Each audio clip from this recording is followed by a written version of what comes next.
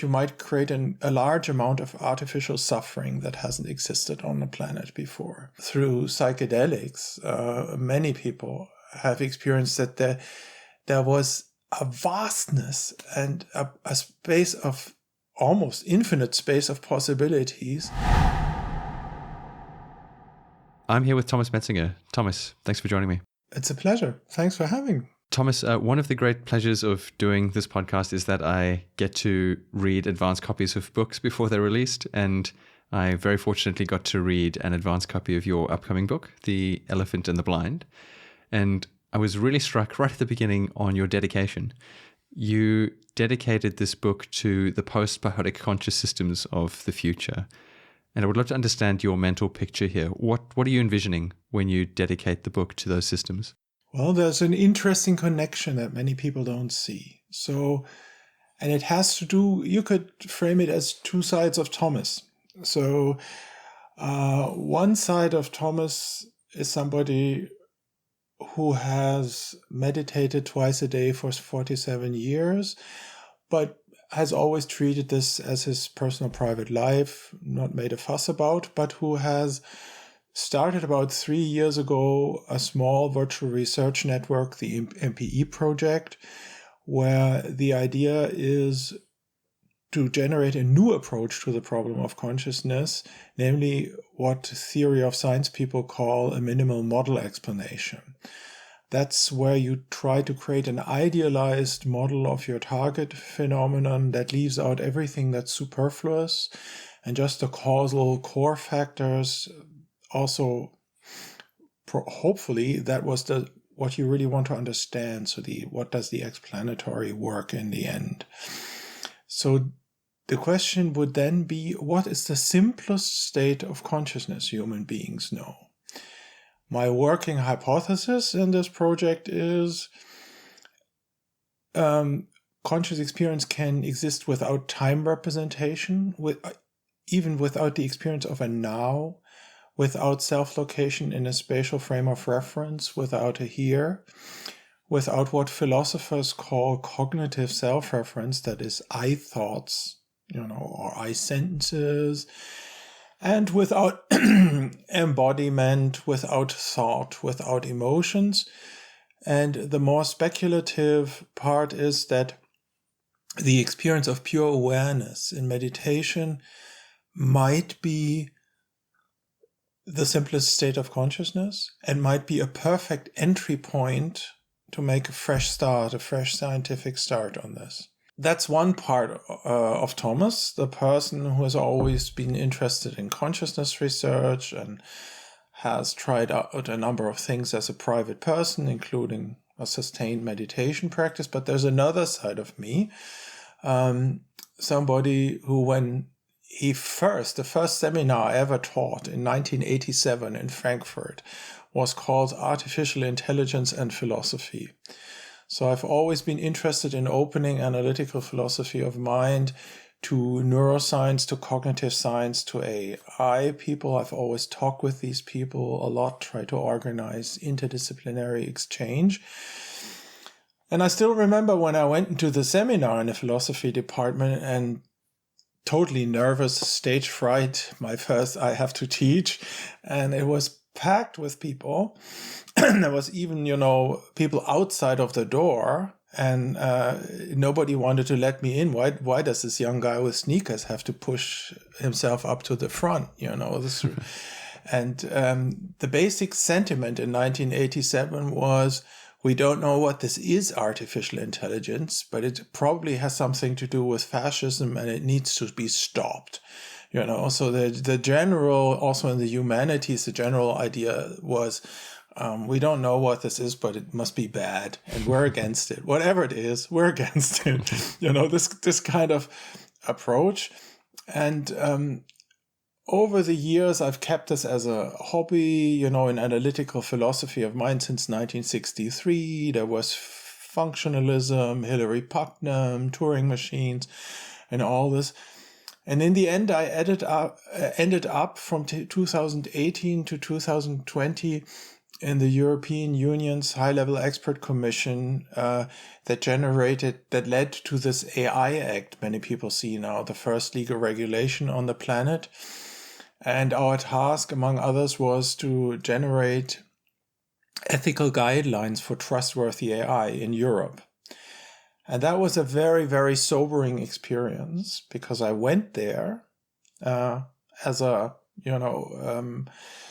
totally stupid boy who thought he would actually want to contribute something to the common good and do something good for Europe by developing guidelines. And only there I realized it's all full of industrial lobby, and the majority of the people are just want to undermine any sabotage, any form of more serious regulation. I've called this ethics washing in a later newspaper article, which has had quite some impact in a short article.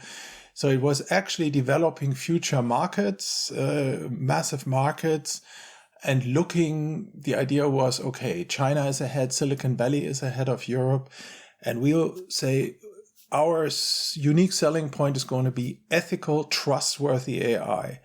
So if you buy AI products from Europe, you will not be spied upon. And I thought that was a brilliant idea, and I was all for it. And only step by step, I learned that they're not so serious about all of this. And one of the things in that 52-person committee was that I said there's a problem of artificial consciousness. Because one problem is that you might create a large amount of artificial suffering that hasn't existed on the planet before. This was completely rejected. Highly decorated experts, professors of computer science, very smart and intelligent people, but most of them just thought, this is, if I look at the things in my lab, they crash, they don't work. Artificial consciousness is just science fiction. And of course, the industry folks had the idea, if we start with this, it's going to ruin our future markets. General population is going to get afraid of artificial consciousness. So there was basically only one person in the group, Jan Tallinn, the inventor of Skype, who also saw the issue and was completely banned from the document. There was a conflict there, and they didn't want to have this issue of artificial consciousness in there. If you Google now, it's all over the place. There's a journal of artificial intelligence and consciousness. There's people with manifestos. Lots of very smart young people begin to talk about artificial sentience. There are conferences, and they've slept in on this. Now, what's the connection to the dedication in this book? Nick Bostrom in 2011 has coined this term of an information hazard, that there are some kinds of scientific information, say, take as an example, for instance, gain of function research in viruses, stuff like this, where one might think maybe one shouldn't publish results and make them available to everybody on the planet, terrorists and so forth, non-state actors. The same could be true here in principle, because the connection is as follows. Imagine my project would generate progress, and we would have something like a minimal model of what consciousness is. Then it's quite plausible that that minimal model would also be most easiest to implement in a non-biological system. And so researching the pure awareness experience with the goal of coming to a minimal model experience as consciousness is, might in principle create an information hazard for those people who are really reckless and would immediately do it just for their scientific career. And that's what I'm trying to allude to, that there is this, I don't know how to call it, a historical ambiguity. And then I'll really stop. There's a related question. A number of very smart AI people have already asked me about. I have always thought the alleviation of suffering in all beings that are capable of suffering should be one of our top goals in guiding us. And of course, if you take this serious, it would be good to have a computational phenomenology of suffering. That's a more abstract mathematical description that's hardware independent of what suffering really is in a choking fish, in a bird, in a human infant, in a dementia patient. Are there commonalities? And here you have the same problem. Imagine we tried to understand suffering on a much better way than ever before. And then people would make mathematical models and say, we need to test this. It could lead to terrible animal experiments, but it could also lead to simulations to understand this better, simulations that you actually don't want to have in this world. And some people have asked us, how do we take this research target of alleviating suffering seriously without creating more suffering? Yeah, there are many threads to pull on there, and I actually want to get really deep into this topic of, the ethical implications of creating conscious systems and exactly what the nature of that conscious experience is. And actually some of the work that you mentioned, I've talked to people on this podcast who are actively trying to create these systems. Mark Soames, for example, and he has ethical arguments for why his group should be doing that. On the way to warming up to that, I think it's helpful to set the broader context of, what actually is this space of possible conscious experiences, because I think that is important for kind of assigning ethical weight to just how important this question could be. One of the topics I think that draws very nicely here is actually from one of your earlier books, The Ego Tunnel, where you have this metaphor of the tunnel, this image of the tunnel, and the claim is that our experiences as human beings is somehow confined to a narrow space in a much larger space. Could you run me through this idea of the ego tunnel and why you feel that this is the right image to use for our experience of the world? Well, the first thing that image does, it puts a focus on internalism, as philosophers say. So I'll say a little bit more about this. I found over the years, many people have asked me, but why a tunnel? Why not a bubble? And the idea was that we're also moving through time, that we're moving forward, that this is not a stationary bubble.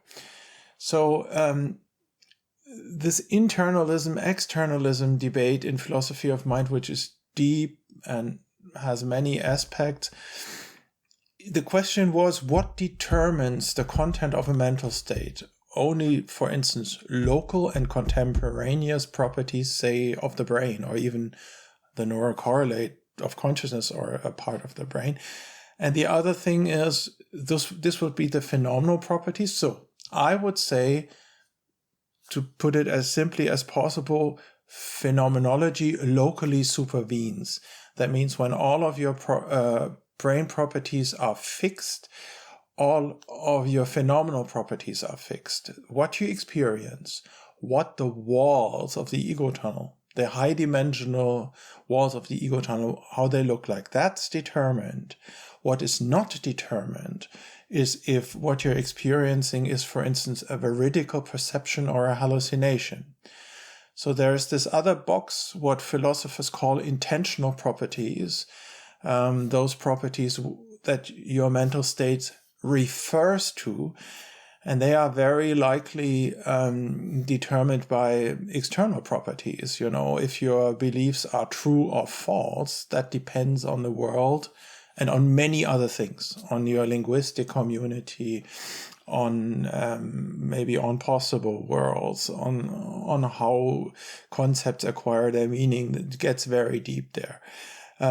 But so I don't think that the truth or the veracity, the veridicality is determined by the brain state. And philosophers have over decades endlessly discussed what is locally determined and what isn't. And also how these external properties can perhaps be actively sampled, created in an embodied agent that moves through a world and stuff like this. I think today we have a much more refined picture. If you take, for instance, the free energy principle, and all these conceptual tools Carl Friston and his collaborator has given to us, it's not inside and outside. It's much more nuanced. It's like a Russian doll with nested Markov blankets, and it gets very complicated. And there's also something that is called active inference, where you move through the environment, you have larger cycles. But still, even given all of this, I think if we're just talking about consciousness, the conscious experience is locally determined. And that was one of the things, and that's, of course, for many people, that's not sexy. For many people, that doesn't feel right.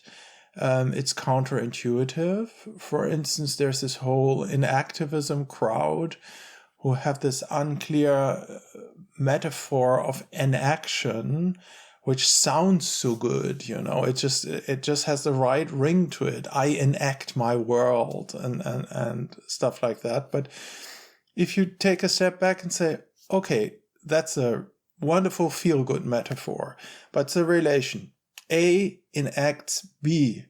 Can somebody just tell me what A is and what B is?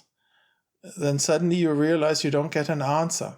It's more a poetic formulation of, autopoiesis, creating your life world or so. But if you want to nail it down, it's not so clear. By the way, if it is true that consciousness is locally determined in the brain, as opposed to knowledge and social interactions, it might in the very end turn out that people say, consciousness is a rather uninteresting phenomenon, actually, just because it's so local, just because it's so local in the head, because you also have conscious experience in a dream. I don't know if that answers your question. I think the main thing we have to understand that is the walls of Plato's cave, the walls of the ego tunnel, are not a two-dimensional surface. What is it's the one reason why we cannot experientially recognize this as an image or a simulation is that it has no boundary. To understand that something is a picture on a wall, you have to see a frame. But this thing is immersive. There's no frame. You can look around. You never get to an edge of it. And that's a property if you're in a tunnel. It's like that too. You can look backwards and stuff. So I wanted to highlight the internalism of phenomenal properties. And of course, that is already something most people find, emotionally repelling. Because the whole miracle about conscious experience is that it seems to bring us in such a direct contact with the external world. That's the whole trick, Yeah. It's so fantastic. Yeah.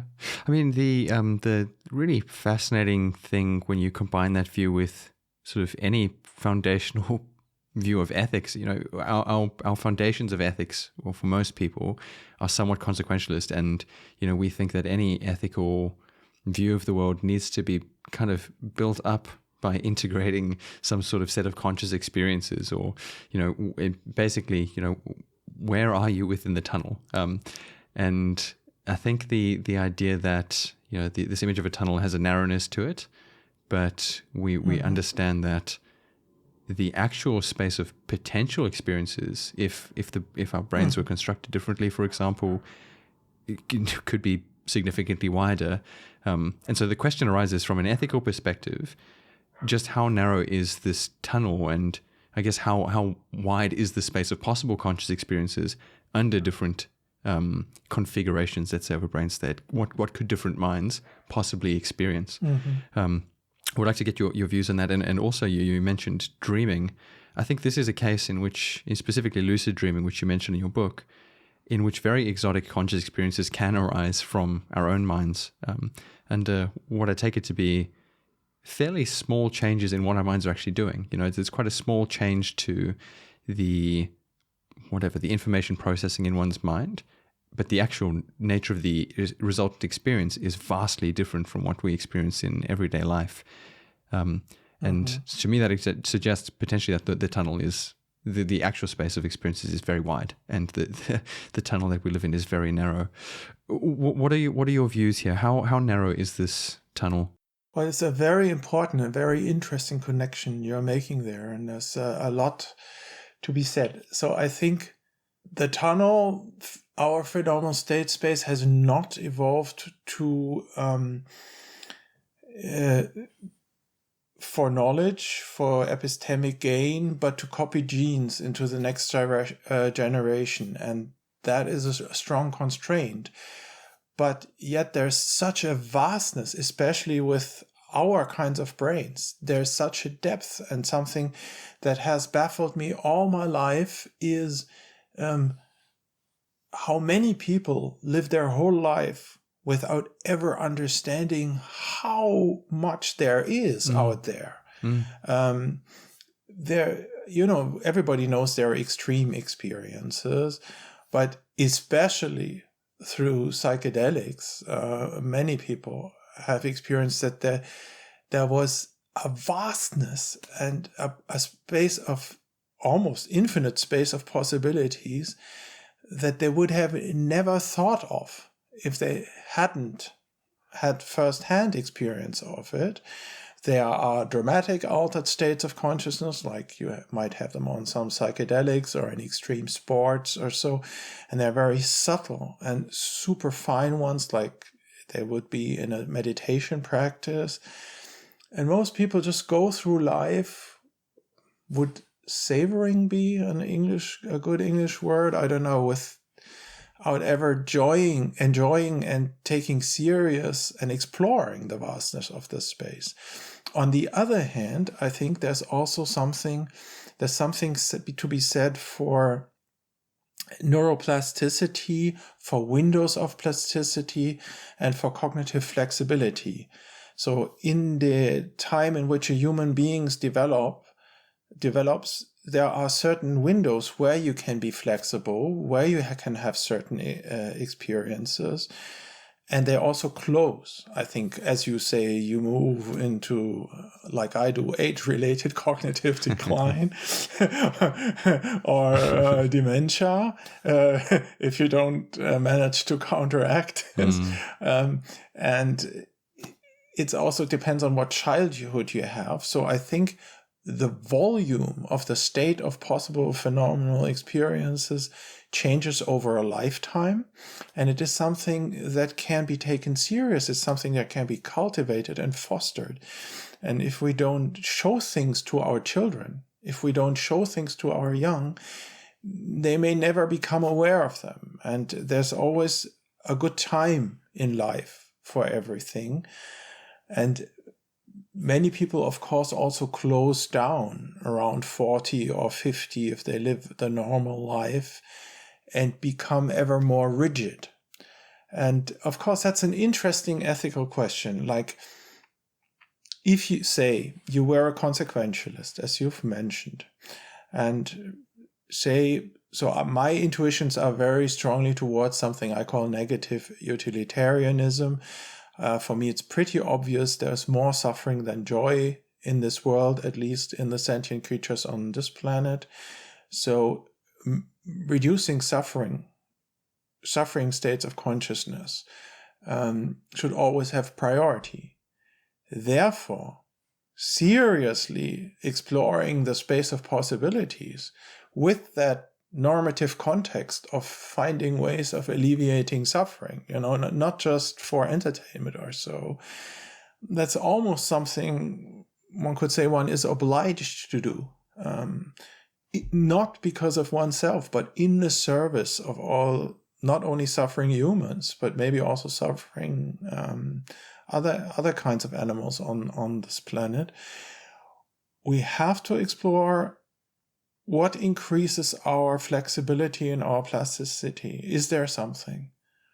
We have to explore if any of these non-everyday realities can actually help in reducing suffering, or if they have, it's of course most interesting from a philosopher's perspective, if they have a genuine epistemic potential. That is, if something can be known in these states that cannot be known via theories, words, arguments, proofs, something that is subsymbolic in the brain, but it's still a form of knowledge.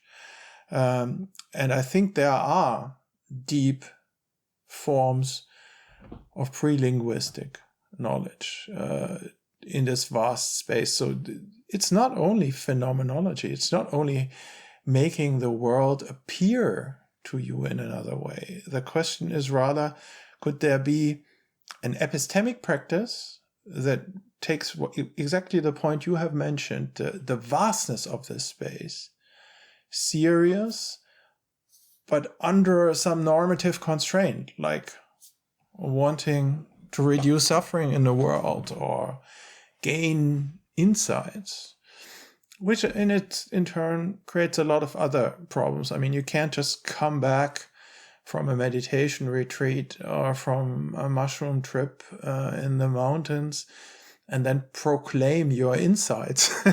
They all would need an independent, everything that you want to put out in public space, it needs an independent justification. And the question is what you do with ineffable things that you cannot possibly speak about to other people, but that which have this signature of knowing, which give you this feeling this was an insight. Because, as we know, insights can be hallucinated. That something feels like an insight doesn't mean it is one. I don't know if you have any thoughts on that.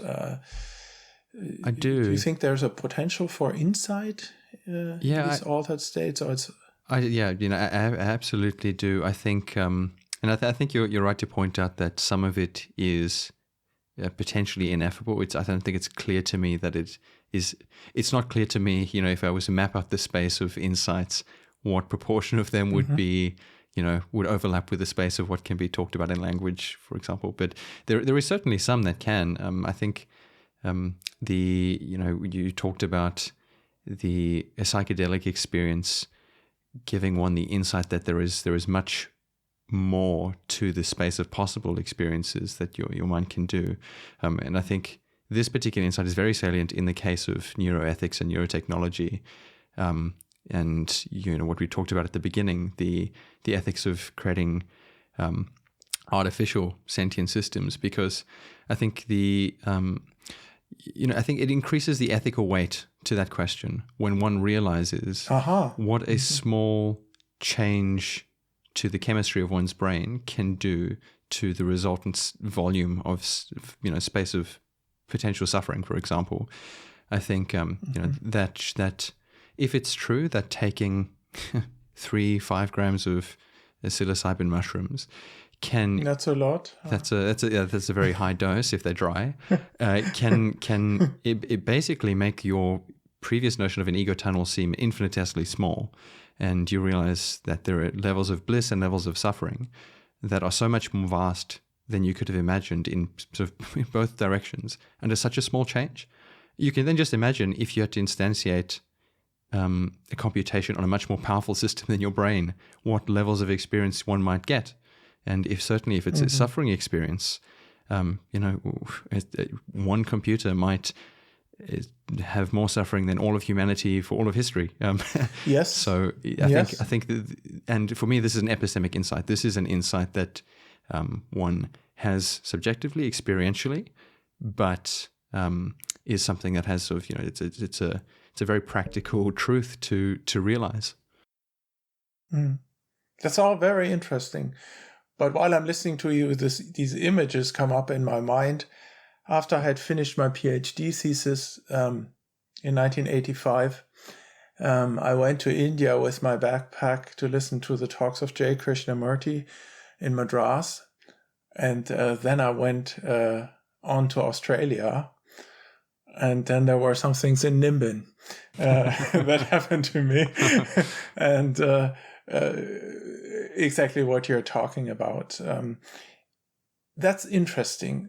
So if you would so the other thing I have to mention, I just come back from the huge Insight conference in Berlin, rethinking psychedelics with more than 500 attendants. And it was just breathtaking to see these 500 young people so intensely searching and researching and developing something. And a lot of us have commented out how different this is from a standard conference in analytical philosophy or neuroscience. Just the existential seriousness or the existential touchness of the participants as opposed to, careerism or something in academic conferences. That was very impressive. But I think you make a very simple but very convincing point. Just the value in not experiencing any specific content at all, but just the experience of what is possible, what you never thought was possible before. Another very simple thing I thought is, a large majority of cognitive scientists and philosophers today will agree on some claim that what you consciously experience is a model of reality in some sense, as I've been saying for 3 decades. And a standard way of putting this, which is also not new now, many people converge on, is that waking consciousness is a controlled online hallucination. It's one thing to believe this and to write about this, but another thing to experience what that means the hard way. What that means, that this is a model of reality. To have something like opacification in my terminology, or perhaps even global opacity, not as an intellectual point, but as something that really strikes you because you are part of the simulation too. I mean, and that is really something that can be extremely helpful. And I think in a very simple way, I think, for instance, a silent meditation retreat that goes well, or say a mushroom experience or something like this, they are also a cure against superficiality. So you mentioned recognizing how vast the space of possibility is. I mentioned just realizing what this means, that this is a model. But I think both things, if things go right, they cure superficiality. It's very hard to live a superficial life, to continue living a superficial life after this. Some people do this as a defense and avoidance reaction because they didn't want that. That got way too far, Just as Aldous Huxley, in my favorite passage in The Doors of Perception, has a passage where he says, "I found myself on the brink of panic. This, I thought, was going too far." And of course, you can deeply understand what he meant by writing this. And of course, there's a subset of people who will never go there again because it went much too far for them, and who will spend the rest of their lives, keeping their ego tunnel small. And do you think, because you mentioned ethics and consequentialism, do you think there's something like an ethical obligation or an ethical point in exploring the vastness of phenomenal state space? Well, it's something that I wanted to actually ask you in maybe a different way because. But I just asked you. Well, the short answer is yes. The short answer is yes. Okay, thank you. Abstracting away, any ethical decision we make, if you are somewhat of a consequentialist at the end of the day, abstracting away the fact that it's physically instantiated in actions and in someone's biology and so on.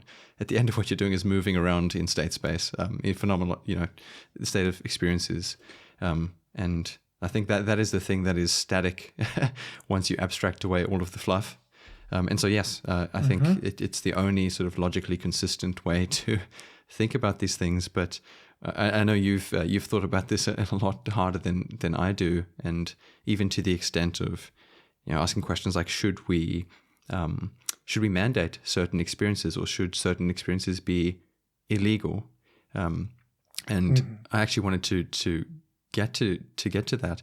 To what extent do you believe that we should have sort of ethical obligations towards exploring versus not exploring parts of this potential state of experiences?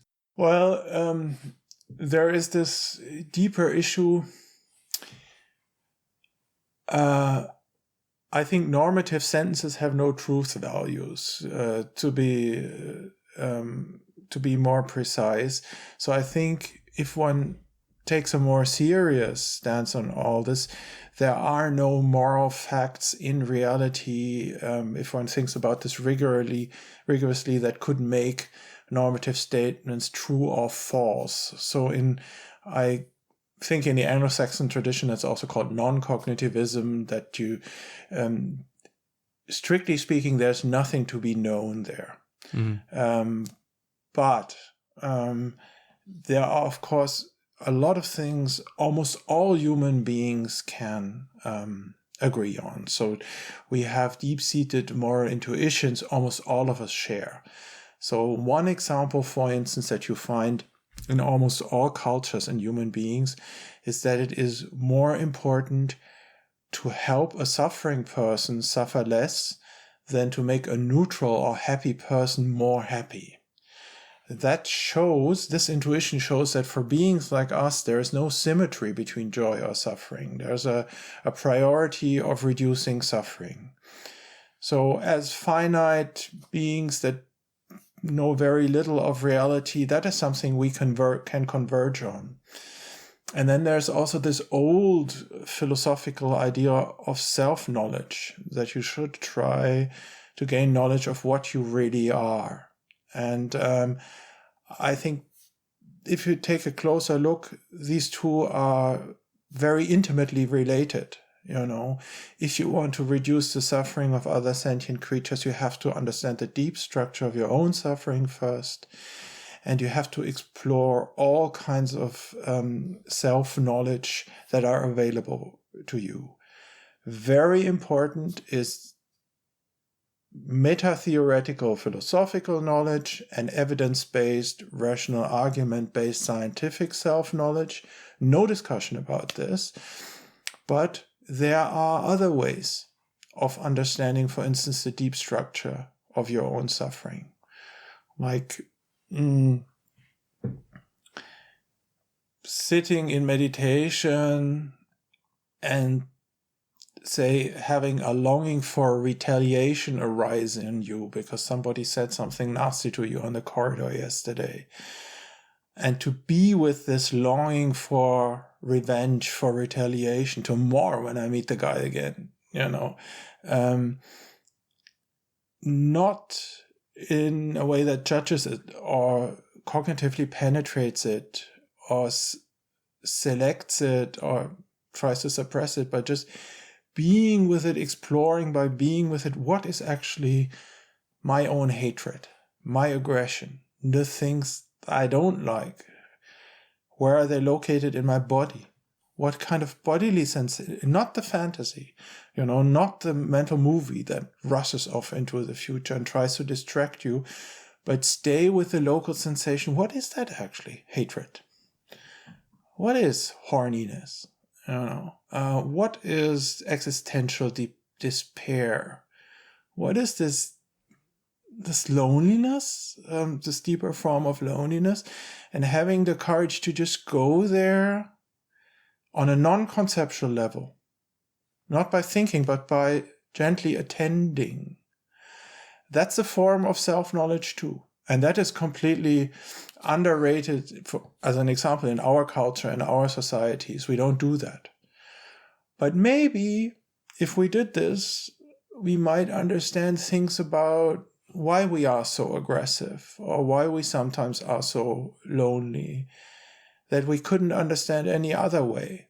And of course, if you do the thing that I've now described, say, in combination with a psychoactive substance, say under MDMA or so, and see what this is and try to accept or look at without anxiety at the hating part, at the retaliating element in you, this can be extremely fruitful, and I think we still have a lot to gain if we would combine, say, the deep wisdom of a sustained meditation practice with some of the new molecules that have been discovered in a, protected space in a sane and rational way, and then combine this with the best of neuroscience and scientifically based therapy we know. This could alleviate human suffering, a combination of methods. But in order to do this, as somebody just recently said, in English, I think you can say you have to know that there's a there. Yeah, Sam Harris says that very often. Yeah, okay. So I think things like exploring altered states of consciousness, and that can also include being alone in nature for extended periods or extreme sports. It's not all psychoactive substances and meditation. There's a lot there. Can only give you a feeling of the vastness of phenomenal state space. And the question I wanted to try to ask to you, do you have the sense, do you have the moral intuition that one is in a sense obliged to do this? If one is somebody who wants to make a contribution to the common good somehow, that one is obliged to these deeper forms of self-knowledge? Or is this just an option? Okay, if that's your thing, you do it. If it isn't, you have a career and children. Well, I think if you are, if you do believe that you are morally obligated to reduce global suffering in some sense, and you believe that exploring phenomenal state space is a way to do that, then I do think one is morally obliged to do so. I don't think it's necessarily clear, though, that is, empirically as a fact, that is necessarily the best way to those ends. For example, I think an argument you hear a lot against, very, very deep, very intense contemplative practices is that it takes a lot of time, and people end up spending a lot of time doing that and not operating in the real world. And that is I think that is a very real challenge. Somebody could could spend a life exploring this space internally and miss the chance to, operate externally.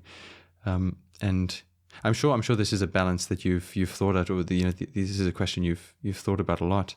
I want to give out a recommendation out of your very own Monash University in Melbourne. There's just a brand new Trends in Cognitive Science paper, I think entitled "Do Contemplative Practices Make You More Moral?" And coming to a very differentiated result that some practices may, for instance, like just mindfulness practice, may actually possibly weaken your capacity to form moral intentions because of the detachment it creates. All I'm saying is that is a really interesting first step. We need more research on this. So it is possible that certain states of consciousness that involve de-immersion and detachment also weaken a person's capacity to form a firm intention and sustain it, an ethical or moral intention. And there were some other examples. Of course, there are many of different practices. And on the other hand, something I've heard many times in my life, in these spiritual traditions, often the question comes up, actually an uninteresting question is, but how do you know somebody is liberated, or how do you know somebody is very advanced? And it seems there's a canonical answer over the centuries which says you can't, but the best marker is ethical sensitivity. If that person really starts perceivably to act in a very compassionate and ethically sensitive way, that's something you can go by. That's one possible view on this, but I must say I have the same thing you just voiced also for, how would one say, non-integrated psychedelic experiences. If I now see some, what I might dub the old heroes from the time when we were 30 years old and quite courageous in certain fields of research, many of those folks, if I look at my old friends right now, they don't age very well. They don't look too cool to me. I see many examples of people who've had deep and far-reaching experiences who turn into conspiracy theorists, people who have done systematic and serious psychedelic therapy in a formal framework, and still get an alcohol problem 20 years later. It doesn't seem to, reliably last over a whole lifetime. I don't know if there's any research on it. So it could also be that something that works on a short time scale or in a certain period of your life is not the right strategy for a whole life. So I'm a bit conservative and very cautious there. What is at least the uncontrolled use, which is not under an ethical perspective, how this will turn out in the long run. And that's just why we need so much more good research on all of this. We would really need good research.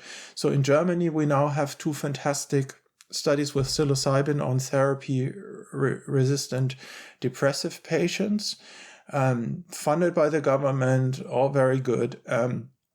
Just heard talks on it.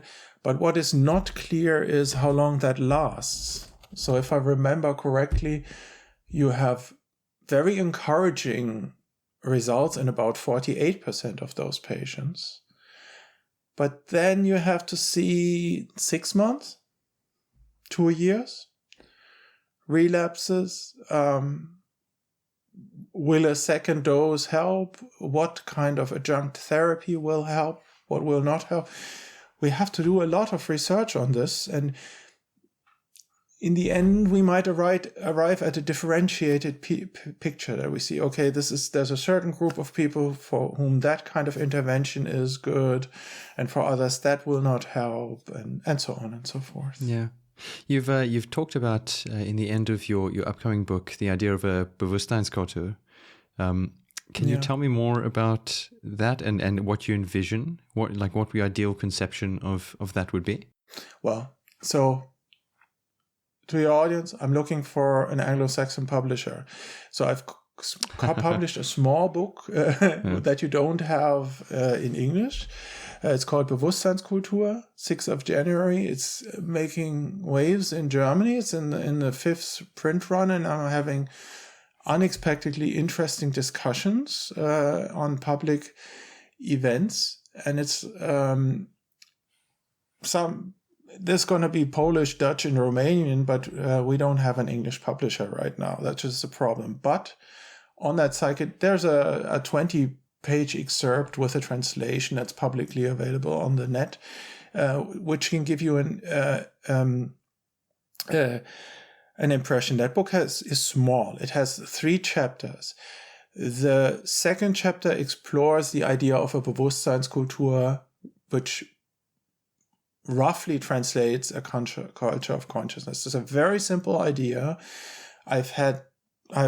It's not new. I've been talking about it, but I just brought it together in one chapter. Is that first you begin a discussion or begin to think about what a good state of consciousness is. So you don't just ask, like in classical ethics, what makes an ethics a good action, but we begin also a cultural, societal dialogue about what states of consciousness are good states of consciousness. Which ones do we want to show our children? Which ones do we want to die in? Which states of consciousness can we force upon animals? Which can we force upon machines? And so on and so forth. Should there be any states of consciousness that should be illegal because human beings cannot handle them?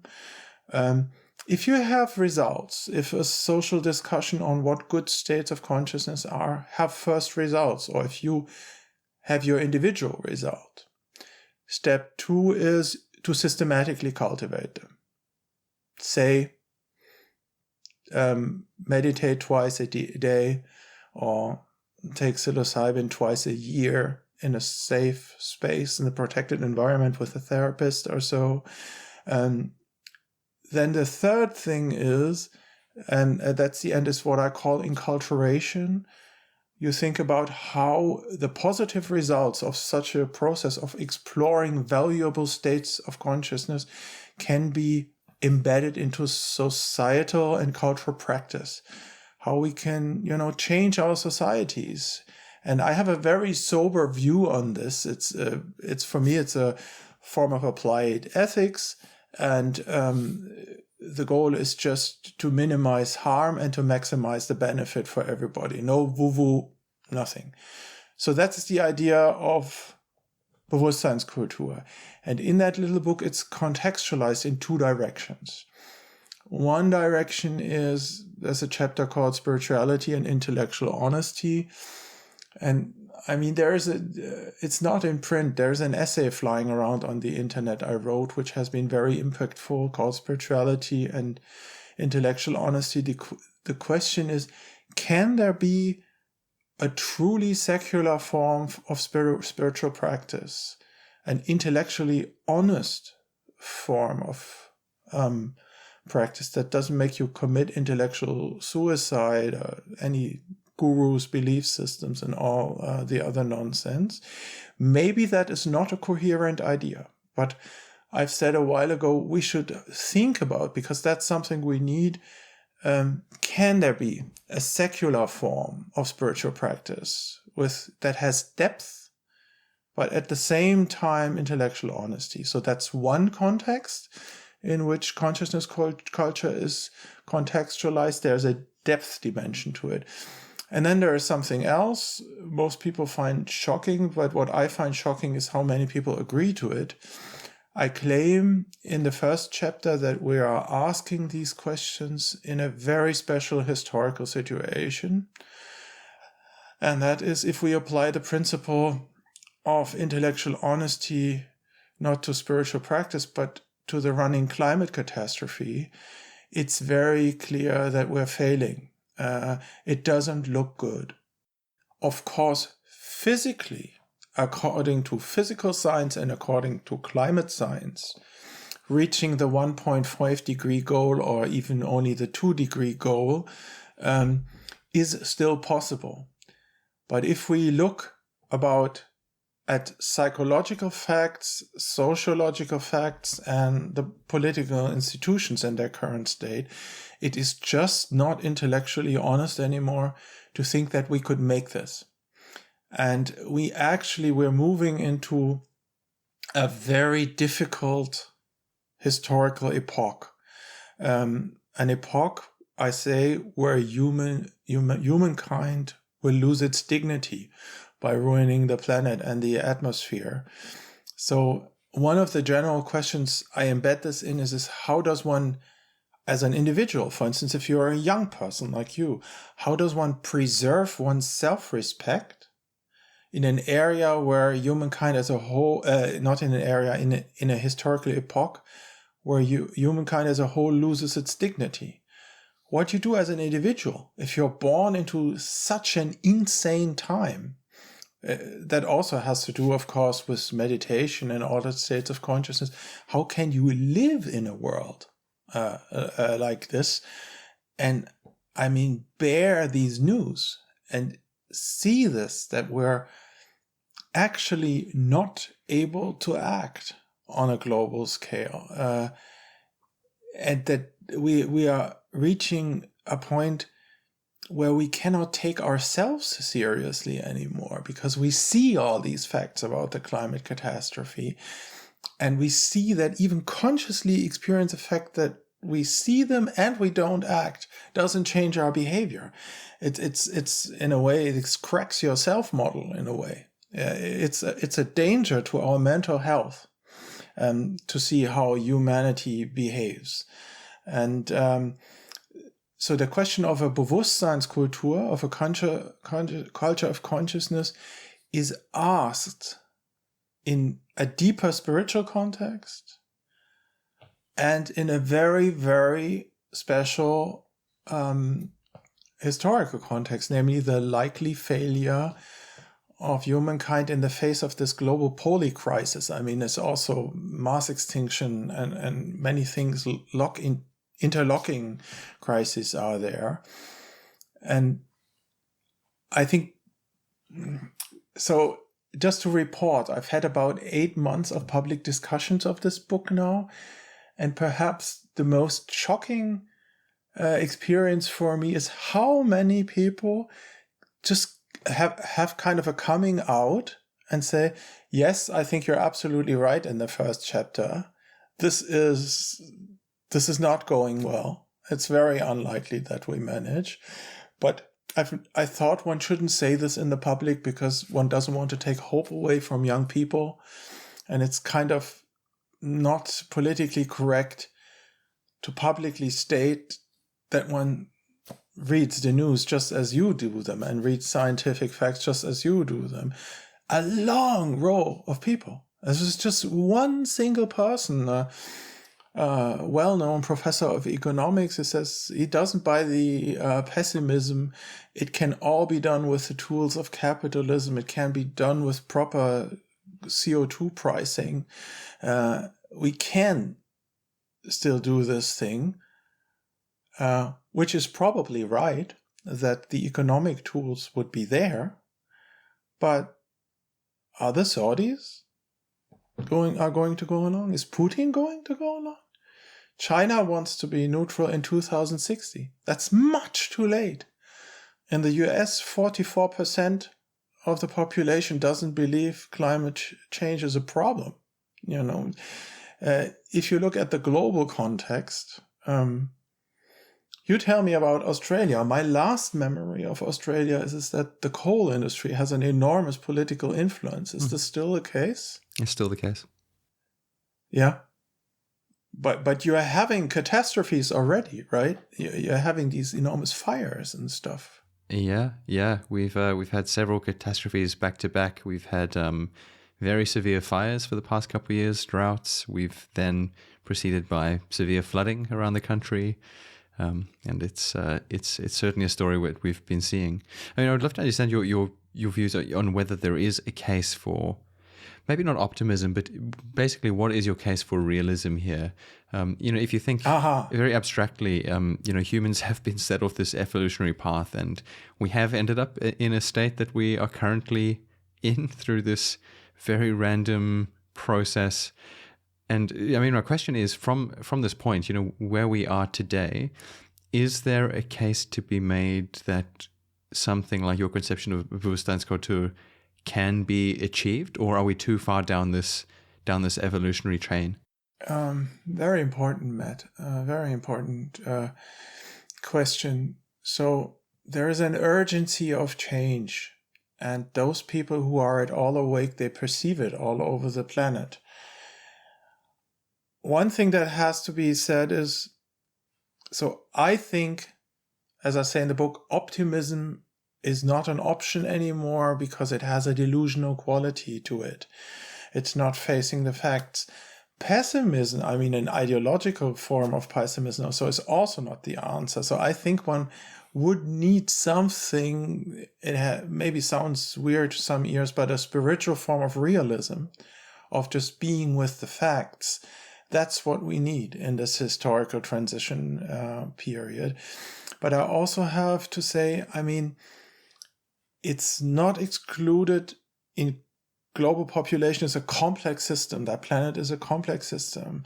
And the energy is now being raised in the system and the population still increases. It's not excluded that such a system unexpectedly drops into a new ordered state.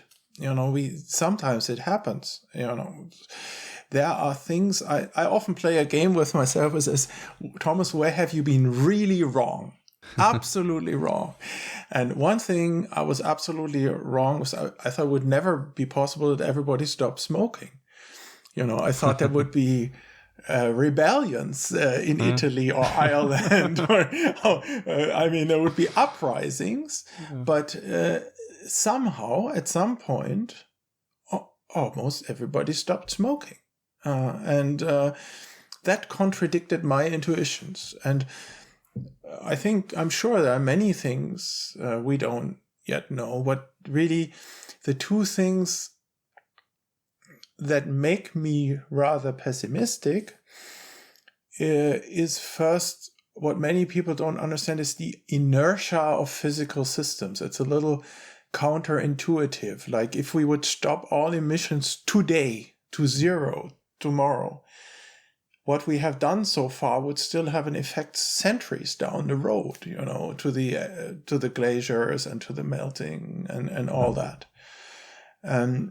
So the inertia of physical systems is something the human mind doesn't comprehend. Another thing we're really bad is exponential developments.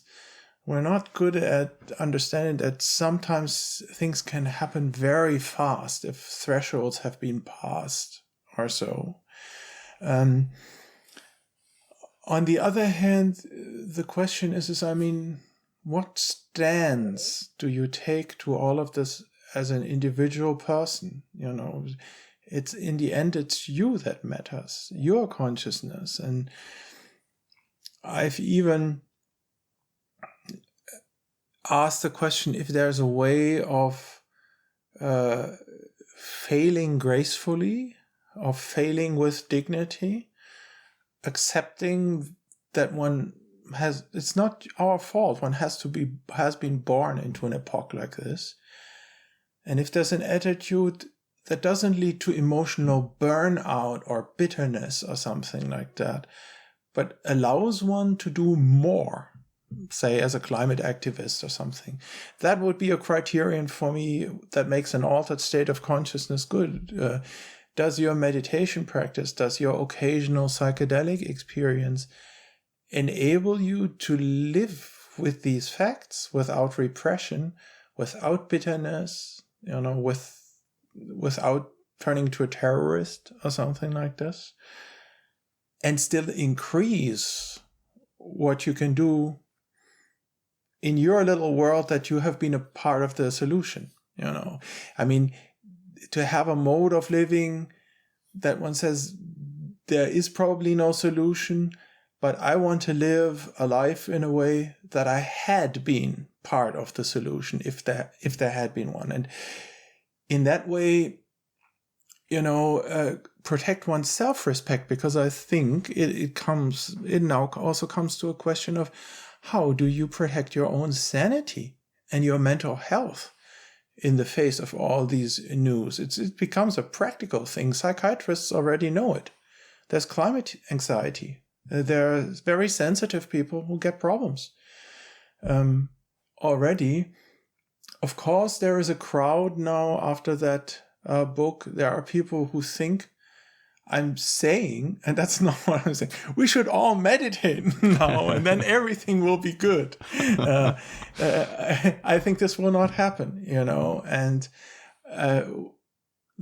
our response has to include that this will probably not happen, that the majority of human beings on the planet are either so misinformed or suffering so much themselves, have difficult lives that just don't allow them to think about these things too much, that it probably will be only a small minority. But that also means that people like you and probably many of your listeners who live in rich, privileged countries and who have the freedom to think about this, that they have a very large responsibility to think about these things. And I hope that I'm just wrong. But I think a first important step is to face the facts, to be with the facts.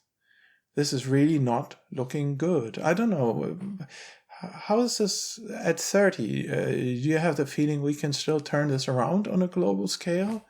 Or do you also have that feeling? It depends on what level the question is asked, I think. Because, I mean, in some sense, I think it is a true statement that all problems are soluble. And so I do think this one is solvable. But actually something that you mentioned just about the human ability to sort of perceive things like exponential growth, we're just not wired to do that. This really brought up a deeper question. We're talking about the climate crisis as one particular example of a problem that we're facing now. And this, it is absolutely a very, very serious problem. There is a sense in which it's constrained to, our planet and the biological organisms that live here. If I think ethically, what is the worst thing that could happen? As bad as it gets, the impacts are constrained to the biological organisms that live on the planet currently. Mm-hmm. Mm-hmm. But, we've also been talking about neurotechnology, and you've thought a lot about neuroethics. And if you think about exponential growth, there's this idea that if one were to create post-biotic systems that could feel, the scale of experience could so outrageously dwarf the experiences of biological systems on the planet here that the ethical importance of that decision is so much more important than, let's say, the climate crisis, and that a mature culture of consciousness would be focusing actually much more on those questions just because of how enormous the scale could be. And so what is your thinking here on, in all these, there are lots of problems to be thinking about. What should somebody be focused on? Is it things like the climate crisis or culture of humans, or is it actually the question of conscious post-biotic systems? How do you think about that question? Well, I co-founded a number of years ago the German Effective Altruism Foundation, and there you really have this important question you're raising is priority setting. So you have, if you want to make a contribution, if you want to do good, in a sense, you have limited resources, and how do you allocate them? It is, of course, possible. There are certain things I hate to talk about it because you begin to sound like some delusional Californian. But the question, of course, is it could be the case that for reasons of our biological history, our long evolutionary history, suffering-free biological life or human life is just not an option, or only for very few people, the liberated monk in some cave or something like this. But that non-biological systems who do not have this deepest, I think we embody a cognitive bias. So one example of a deep cognitive bias we all humans embody is the discounting of future values. Say if you were an ethical, effective altruist and you assign very simply a value of 1 to every human life, then it doesn't make any difference if that person is already born or not. Future lives also have a value of 1. That's not what we do. We have this heredity, I think the English word is hereditary coefficient, like our children have 50% of our genes, our grandchildren 25%, that's like half siblings, and then solidarity is just gone beyond your grandchildren. That's a massive distortion. We discount the quality of life and, with the dignity and also the options for action of millions and millions of future human beings coming after us. That's a great distortion. A much deeper distortion in our minds is what I call existence bias in that book. Human beings will always prefer to live on, even if it's not in their own interest, if it's clear they will only suffer. We are survival machines, and we have this craving for existence. And there are very interesting computational, mathematical ways to say what that actually means. Today, we are anti-entropic systems. We always minimize uncertainty and predict ourselves into existence. We have interesting new conceptual tools to say this in a very precise way. And an AI, even a conscious AI of the future, could not have this existence bias that we have. The Buddhists call it bhavatana, the thirst or the craving for existence. A totally rational but conscious AI of the future could switch itself off if it sees no reason for further existence according to its own values.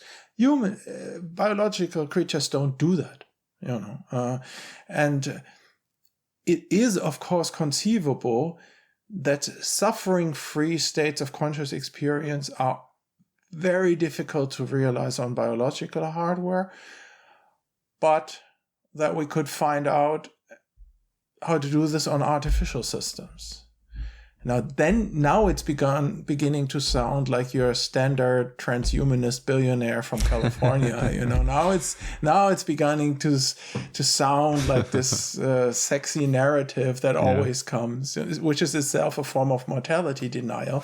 But still, I think you have a very good point with your question. Imagine we could create suffering-free conscious experience on intelligent machines. Mm-hmm. Would we ethically be obliged to prioritize this over biological beings and say it's, I don't know the English word, if you have 4 people running a race and I think a baton, and you pass a baton on from one runner to the next? That's right. Yeah, we should pass the baton to post-biological evolution because we see we're not going anywhere. We are very limited even if our phenomenal state space is large, maybe our behavioral space is very limited. And then we should think, could there be another stage in the evolution of conscious systems that does, for instance, without egoic self-awareness completely, or does without conscious suffering completely? These are very interesting questions, but it's difficult to discuss them in the public because we will get all kinds of crazy people who are suddenly super interested in these questions and put a lot of noise on the signal. Yeah.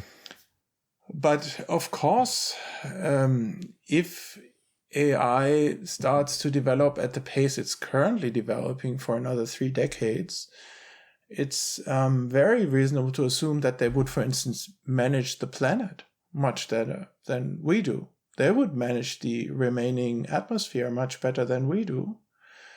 And maybe they could also put us into something like reservations, and be nice to us and let us peacefully die out or even live there. But the question is, of course, I mean, if you pass the baton over, the baton is gone. And that is in itself an ethical responsibility to strive for that. Do you have any views on this? Do you have any opinions on that? Yeah, I do. Well, I mean, I spoke a couple months ago to Mark Soames, who, and I think you've written about him several years ago. I'm not sure how close you are with him and to his current work. We have never met, but I have read large parts of that latest book, the last book. For example, I was amazed, just to say that I was amazed the clarity with which he can explain the free energy people in natural language to normal people. Yeah. That I think was a fantastic job he did in the book. And then we have non-identical but very similar views on the role, say, of the brainstem and the ascending reticular formation. That's maybe too long now, but I think there's this tradition of people who think, like I've said in the past, that the human self model is grounded in the invariances of very elementary bioregulation, the life processes itself. Antonio Damasio has said that, Panksepp has said that, Mark Soames has said this. I now have a slightly different view. I think it might be possible that the human self model bottoms out in pure awareness and not in this deep embodiment in the life process. But I understand very well what he's saying, and he's a neuroscientist and I'm not. Yeah, but he puts together an ethical argument towards the end of that book that informs his current research. And the argument is basically, his view, if you believe all the things that he said about the origins of consciousness, then it is an inevitability that somebody is going to instantiate this in maybe a biological system, but maybe some other substrate, but somebody will engineer this system. And he says that if that is true, then we better make sure that is done in a way that's not aligned with commercial incentives, and that is, done in as safe an environment as possible. And for that reason, him and his colleagues are actively trying to create these systems using the theory of, free energy minimization and so on. And so that is what his team is sort of working on as a project. And to me, this this seems misaligned to some things that you've written about in the past. You've written a paper on arguing for a global moratorium on endeavors to synthesize. Well, yeah, I said this, but I've written, so to speak, an official paper in 2021 saying there should be a moratorium on synthetic phenomenology until 2050. Until we really know what we're doing there, because the consequences might be so far-reaching, even hard to predict for us. Of course, I'm not naive. I have no illusions. Nobody will care about this. There are Stan DeHaan, the Paris Lab has said it. I'm this ASSC consciousness community. Michael Graziano has said it in Princeton. One could build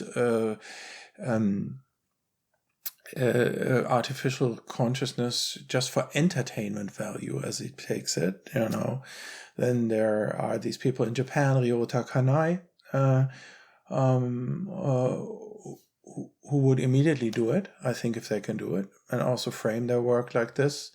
And I think in Australia, if I understand now, Turia in Melbourne, right, he's also very interested in artificial consciousness and wouldn't have any inhibitions to create that, if I understand that correctly. So there are at least 4 people who might all take very seriously, they're brilliant minds and very smart, who would immediately do this. So the first premise is probably right. Somebody is going to do that. I have a very sober way, I said it in one sense of looking at biological evolution. I said in one sentence in the Ego Tunnel that it is not something to be glorified. We are impressed by the beauty of the different shapes and forms and life and plants, and it's just unfathomable, the creativity of evolution. But it also has created an ocean of suffering and confusion in a region of the physical universe where nothing like this existed before. One also has to see this. And I think evolution has created much more negative phenomenology than positive phenomenology in animals. So that's the reason why I think we should not, because we haven't got much to go by than our own architecture and our own minds, to recreate this on artificial carrier systems that may have, think of quantum computers, much higher processing speed than we have. We should be very careful before we have understood the deep causes of our own suffering to multiply ourselves on these potentially faster or more efficient systems. So that's why I wouldn't do it. And the thing is, imagine people like Mark Solms create an ethical synthetic phenomenology lab. There will, of course, be hundreds of other people who still do the same thing, and all over the planet, just driven by career interests or commercial interests, or even organized crime. There are these fantasies. People have had that they could blackmail governments by saying we're going to create an enormous amount of virtual suffering if you don't do that. And there are these scenarios. So all the other actors on the planet will not stop, just say because Mark Solms has an ethical artificial consciousness lab. And it's also plausible to assume that some of these other actors will have more resources than the ethical artificial consciousness people. So it's a difficult situation. And it also raises these deeper questions. That's the question of Bewusstseinskultur, of course. It raises this deeper question, okay, if we do this, if we want to be the first ones, and if we want to do it on a strictly ethical grounding, the creation of synthetic phenomenology, what is that grounding? What is it? The beauty of it leads right back into classical philosophical questions, like what is a good state of consciousness and what is a good action? These questions don't go away, and just saying we'll do it in an ethical, sensible way doesn't solve that problem. What is an ethical, sensible way? So I give you one example. So as one highly decorated law person in Brussels in Europe listening to me with this artificial consciousness research, and then he just said, I don't see this. Why shouldn't we make machines suffer? We punish and train animals. We punish and hit our children to educate them. If there's a learning curve in these systems, and this learning curve can be made steeper by adding artificial suffering, why shouldn't we do something in machines that we do in children and in animals? And I just thought, oh man. Yeah. He was really honest. That was a good argument. But I thought, oh boy, there are people who actually think like this already now, if it makes it increases. And of course we suffer because it has increased our efficiency in evolution. That's why we have conscious suffering.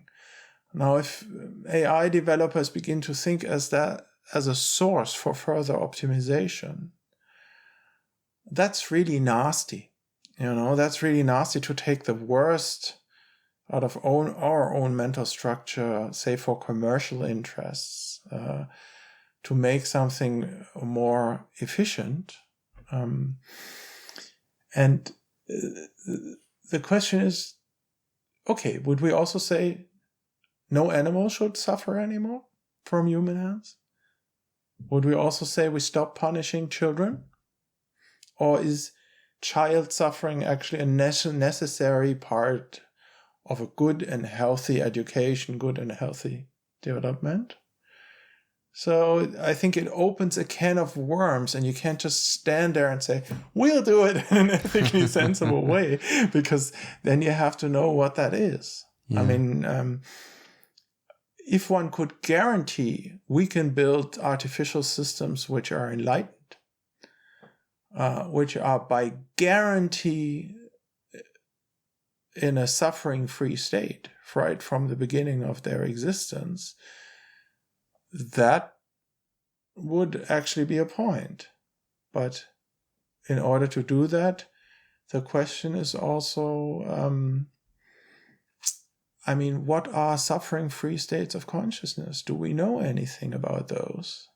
And that's also what this book, The Elephant and the Blind, is about. Yeah, I mean, it actually is very well to that book, because it feels like the right starting point for all of this from a practical perspective is to understand what a minimal phenomenological experience is, modulo the question of whether what is experienced in humans is minimal in some broader sense. But it is we know that we're conscious, and that's kind of the only thing that we can be certain of as far as it comes to consciousness. So maybe let's turn to that book. One thing that was really interesting there is you've explored this concept of minimal phenomenological experiences using a survey methodology. So basically, you're self-reporting people who they've had experiences of various types, and you've asked them about it. And something that really struck me as interesting in that whole endeavor is, if this experience is, in some sense, is truly minimal in some sense, I would expect that means it is absent of, language and concept and memory. And if that's true, then in what sense can somebody self-report on an experience of this type? I'm not sure you can do much better, but how do you think about actually sort of, getting a spotlight onto what this MPE thing is, given that it's probably divorced from... This is related to many things. There's this thing, I don't know, have you ever carefully opened your fridge to see if the light really went out? Of course I have. Have you ever done? And that's, of course, if somebody wants to know if they actually had a selfless state of consciousness. Just the mental agency creates a subtle sense of trying to look there, a subtle sense of effortfulness that it introduces duality, a subject-object duality into the state again. What you ask is one of the most interesting philosophical questions. I've kind of flagged it in Being No One almost a quarter century ago. So if somebody claims, as some spiritual folks sometimes do, that, or psychedelic people, that they've had a conscious experience in which all ego, all self, however the terminology is, was absent, then the question is, how can that be an autobiographical memory you report from? How can that be autobiographical if it was concurrently ineffable and you weren't there at the time when that conscious episode happened? Who actually claims that this was part of their own life? And I think there are a lot of subtleties there. It's possible that they were actually lived experiences of the organism, and they were part of the organism's lives, and that there is a mental architecture later kind of faking it. There's a very good paper I want to recommend by Raphael Millier on this. I don't know if it's fully satisfying, but to have second-order memory and a mental architecture that would embed a memory of a selfless state into a self model.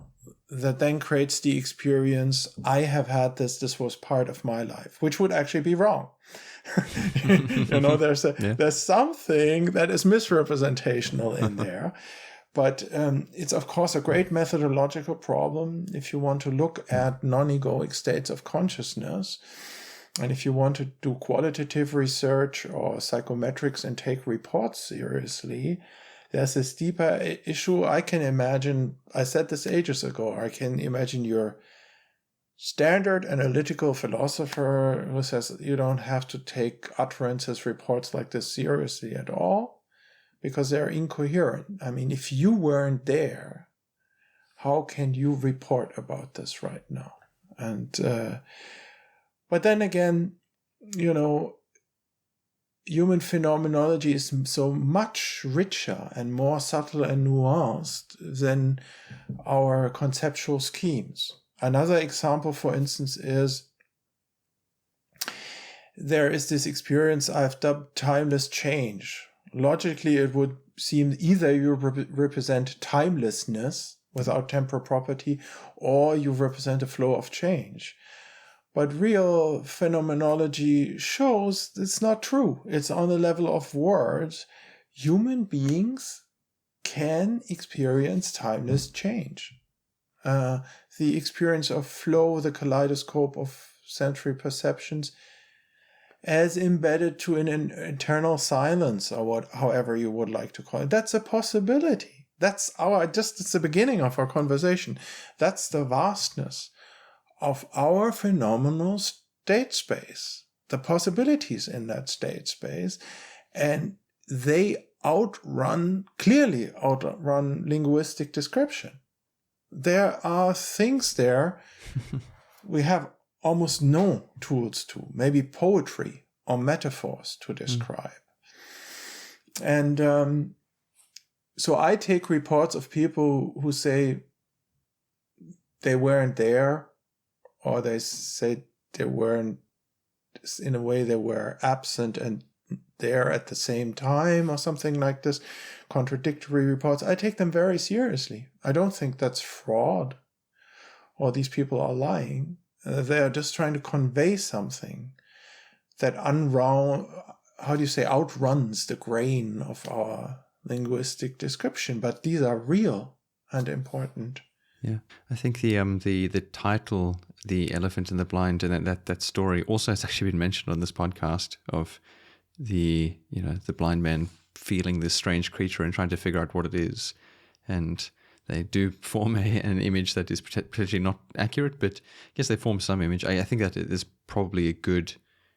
I guess that metaphor kind of gets to this issue quite well. The metaphor also contains something else. If you have 7 blind men touching the elephant, what none of these blind men understand is that the elephant can see. Mm-hmm. The elephant can see them. That's another aspect of the story. Oh, wow. They can touch, but the elephant has a completely other modality of knowing them. And they wouldn't even know that they are being looked at while they poke around and touch the elephant. Yeah. So there are many readings of this old story. Well, it's I do look forward to it being published, and I think you said just before we started talking that you're going to make this freely available. Yes, the MIT press, although extremely slow in production, has I've been a bit of an open access pioneer. If you look at the open mind collections and stuff I've put on the web, and they have this fantastic new program, Direct to Open. So on the 6th of February, this book will be available for free download to everybody. Yeah, amazing. And I'll include the link to it in the show notes here, so everyone can come find it here. I think that's a good place to bring us to a couple questions I like to ask towards the end of these conversations. The first is on the topic of books. Obviously, you've written several books. You've read very, very widely. My question is, which book have you most gifted to other people, and why? Books I've written myself? It doesn't. It could be any. You mean? In the class of all books? Which one have you most gifted to others? In the class of all books. That's interesting.